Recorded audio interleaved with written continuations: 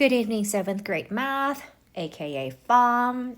All right, so today, what we learned in class was proportions. Proportions. Wow, that's thick. Going back to my original. Okay, so that's the big topic, and I'm going to go into subtopics. You know, every time I teach what a proportion is, I always start with a ratio. Do you guys remember what a ratio was? Ratio is a comparison, okay? You're comparing two things, okay? Comparison between two numbers, okay? So let's say a couple days ago, Lighthouse High School had its boys football game, and Lighthouse versus, let's pick a school, Crossroads. So football, we scored 12 points while they scored 10 points. Yay, the boys won the game. This is not a true story, by the way. So what's the ratio between the scores, that the points that we score, each team scored? It is 12 to 10, or we read this symbol. It's a mathematical symbol. I know you see it in English classes, well, colon, right? 12 to 10. But every time you express a ratio, you use a ratio, we must make sure to use it in a lowest term. So this can be reduced to, as you know, by dividing 12 and 10 by its greatest common factor, which is 2, 6 to 5. Okay? So the ratio between the number of goals that they made from that game, football game, it was 6 to 5. So that's a ratio, comparison between two numbers. Now, back to proportion. Proportion is actually an equation. Equation that said two ratios equal, right? So equation is a mathematical statement with an equal sign in it. So therefore, proportion is an equation that said two ratios equal to each other. For example, example 1. 2 to 3, 2 to 3 is a ratio, right? Which can be also expressed in a fraction form, 2 over 3. Anyways, 2 to 3 is equal to 4 to 6, which means 4 to 6 can be reduced down to 2 to 3, so they are the equal. So this proportion is true. I can even say 4 to 6. What's that equal to? I can say 42, 60. Because for the same reason, 40 to 60 can be reduced down to 4 to 6. Okay? So these are all equal ratios, and each statement like that is called a proportion. We even talked about how to solve a proportion, meaning how to solve a proportion equation, to be more exact. Second example. Say you have a given ratio, 3 to 5, okay, is equal to x to 3, for example. All right? Okay, so you can either write it this way, or 3 over 5 is equal to x over 3. Okay? Doesn't matter which way you write it. Now, when the proportion is written this particular way, we learned that we can use the rainbow method to solve it. So the inner rainbow gives you 5 times 10 gives you 5x. The outer rainbow gives you 3 times 3 gives you 9. And you set two products equal to each other. So that rainbow method gives you 5x is equal to 9. Remember, when you solve an equation, our ultimate goal is always isolating x. You would divide both sides by 5. Because x has been multiplied by 5, we're undoing that operation, right? Inverse operation. So 5 and 5 cancel each other out, and ultimately x does equal to 9 over 5. There's no need to turn into a mixed number.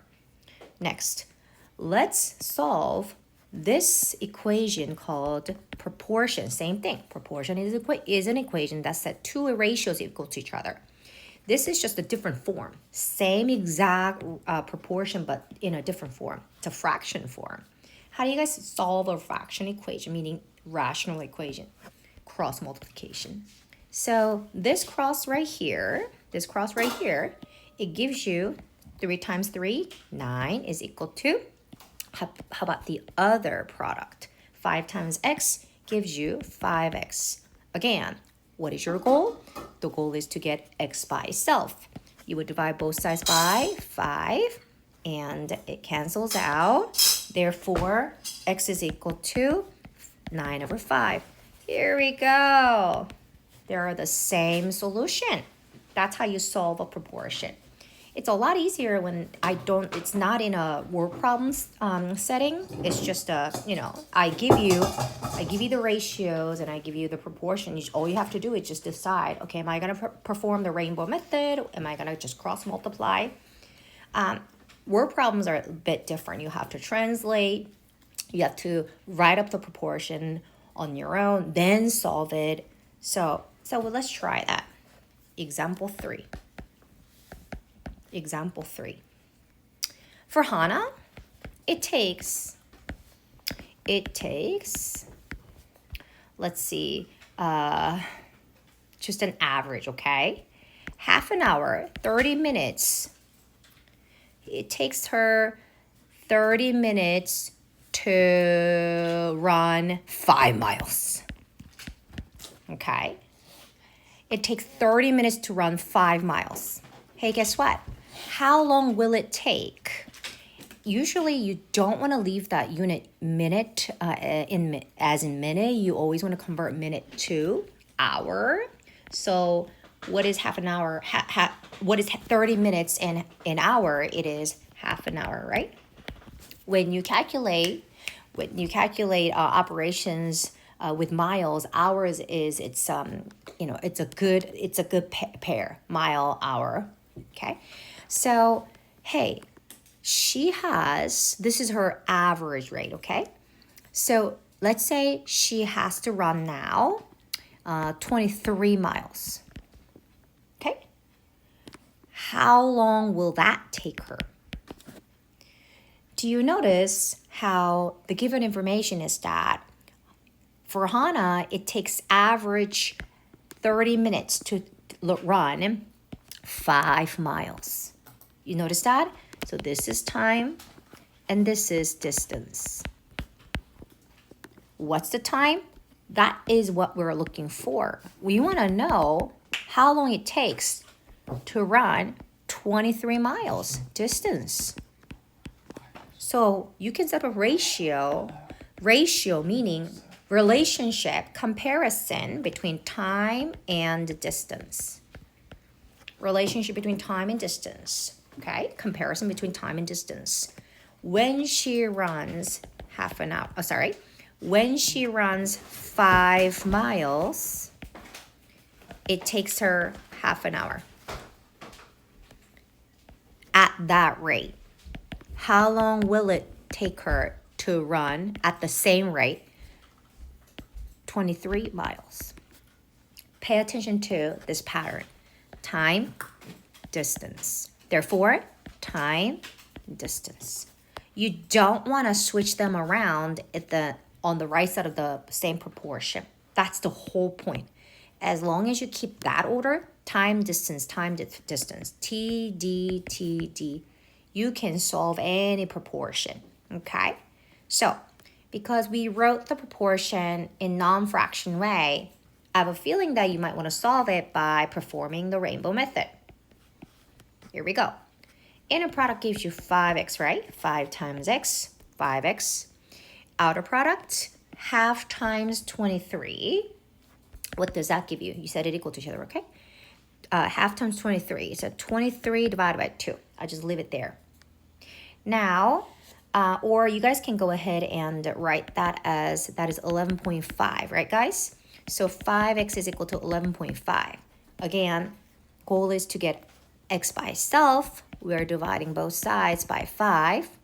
And then it cancels out. The 5's cancel out. And x is equal to, how many times does 5 go into 11.5? It is 2 times, and you get 3. So it takes her 2.3 hours to run 23. 2 hours and 0.3. We can talk about how to convert that to minutes, but 2.3 hours to run 23 miles. So this is how you set up a proportion, and solving part is rather easy, right? So that's that. Now let's move on to the next bullet, next topic, which is scale models.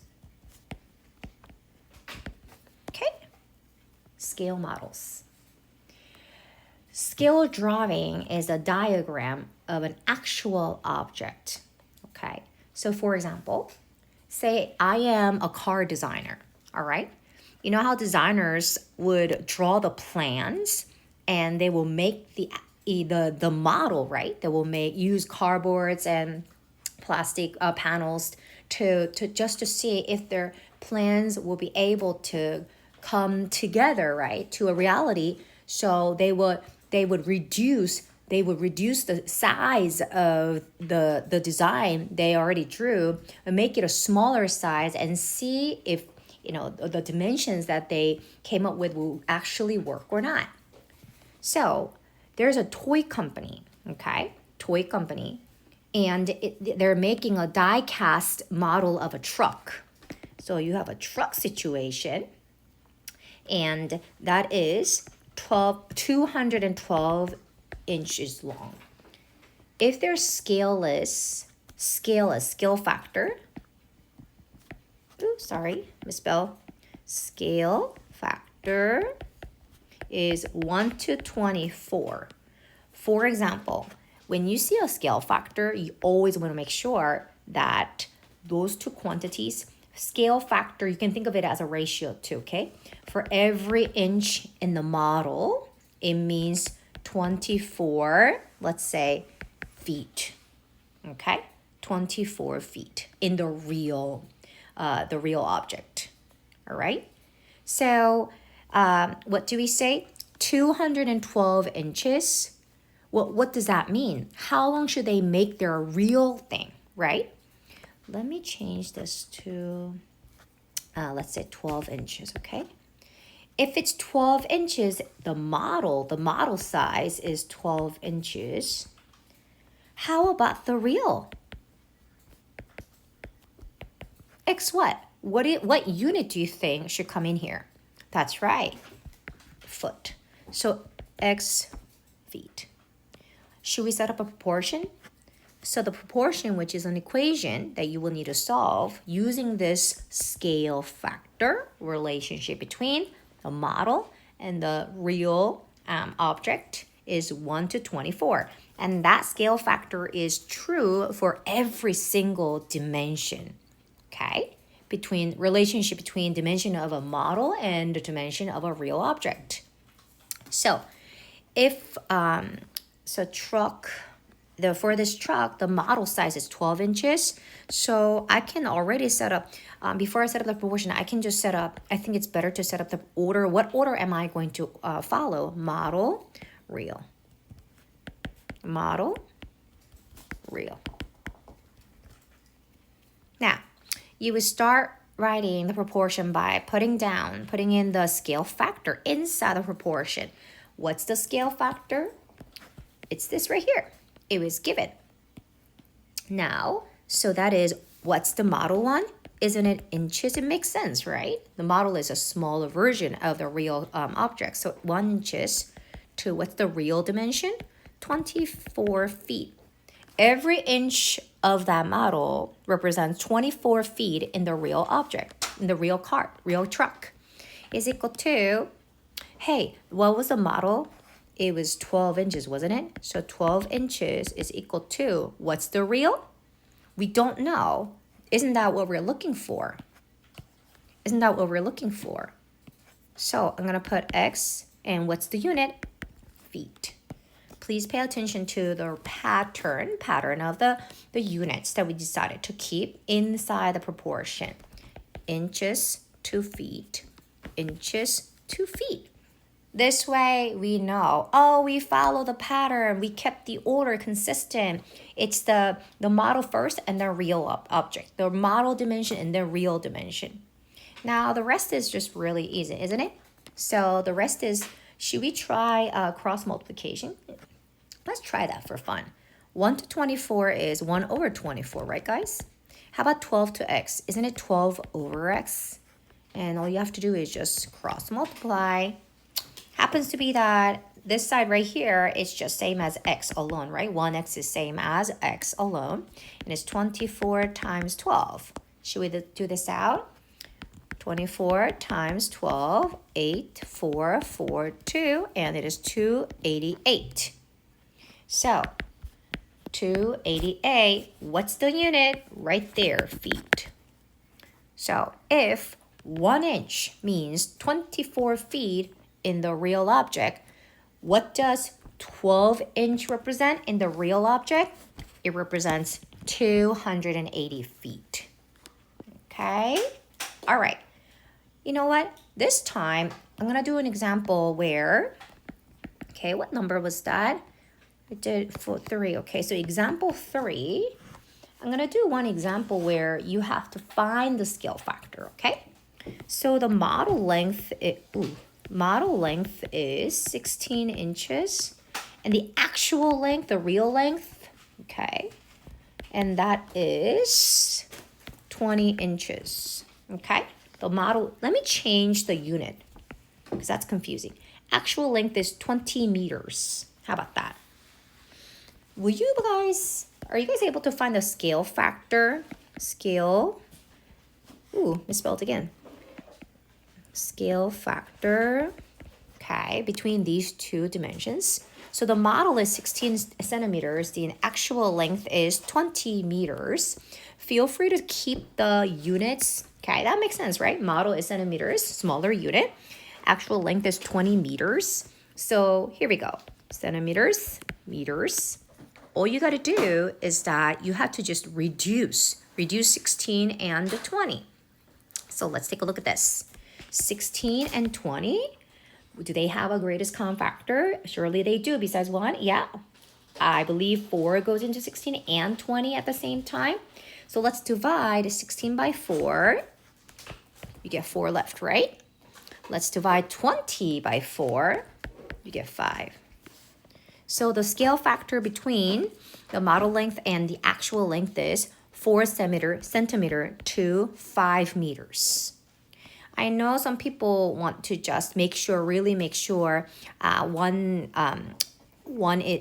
unit is paired with just 1. You will keep dividing until you get 1. If you were to do that, I would divide this side by 4 and this by 4, right? You always want to make sure you divide one side by one number, then the other side by the same number. What does that give you? 1 centimeter, and you end with, what is 5 divided by 4? It is 5 divided by 4 gives you 1. 1 point, bring it up, annex 0, 10. How many times does 4 go into 10? 2 times. And that gives you 8, I believe. And 2, one more annex, 0 drop, and 5. Because 5 times 4 gives you 20. You got remainder 0. So 1 centimeter to 1.125 meter, meaning 1 centimeter in model length represents 1.25 meter in actual length. That's what scale factor does for us. It helps you find the unknown dimensions, okay, of either model or actual. Okay, so let's say you have a scale factor. This will be the last example. Okay, scale factor. The scale factor is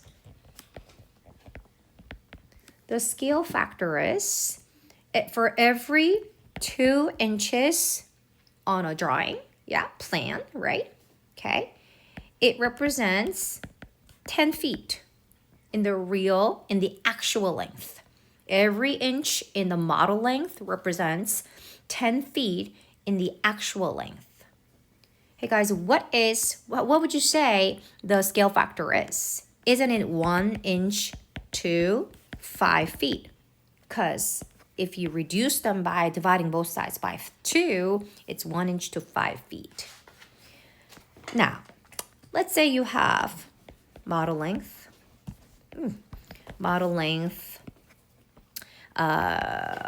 12 inches, okay? Model length 12 inches.